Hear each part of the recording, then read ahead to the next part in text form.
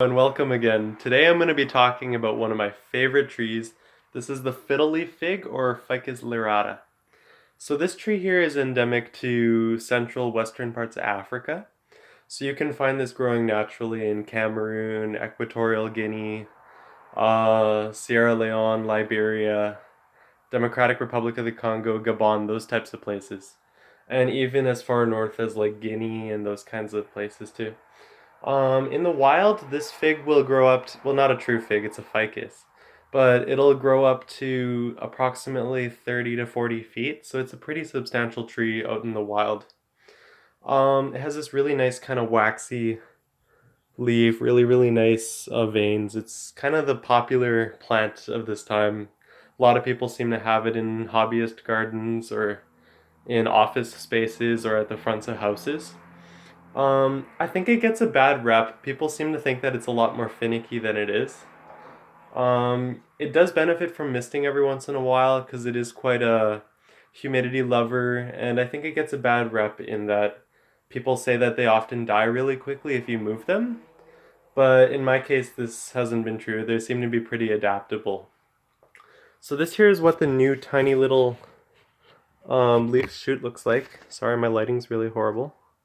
This kind of reddish kind of protrusion from the top. I don't know if you can tell, but like I've had it facing one way in my window. It was facing in southern exposure, which is the best for this plant. They like really high intensity light. So it's kind of created this appearance of kind of drifting towards one side. But isn't that beautiful from there? Like this is just such a funky looking tree. And when you see a new leaf emerge, it doesn't take very much time at all for it to get to this size. Like it's almost the size of my like face.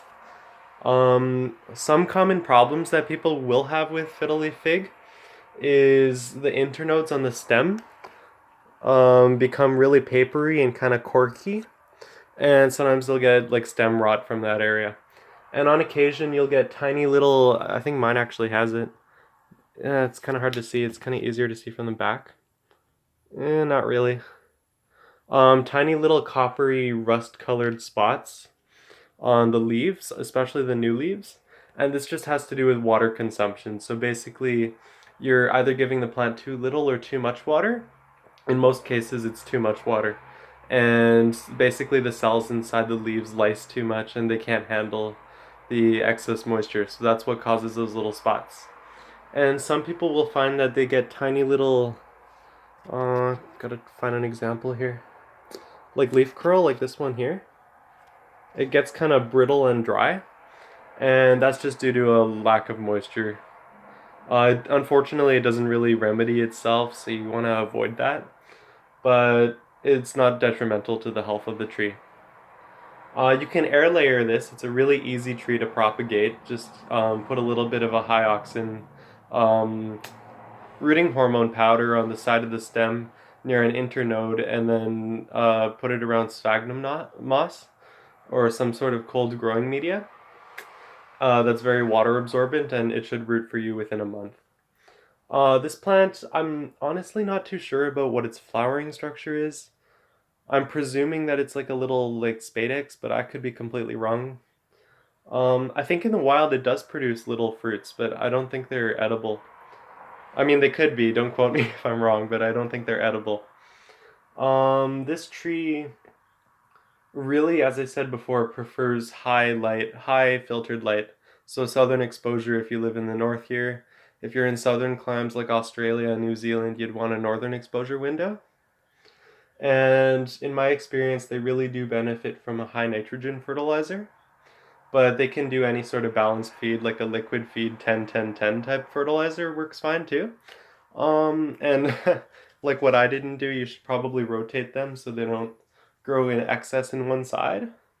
And these are actually quite small leaves because this is just a juvenile plant. Like I've only had this for a little while and it's probably about a year and a half old. So the leaves can get, I would say, double the size of these.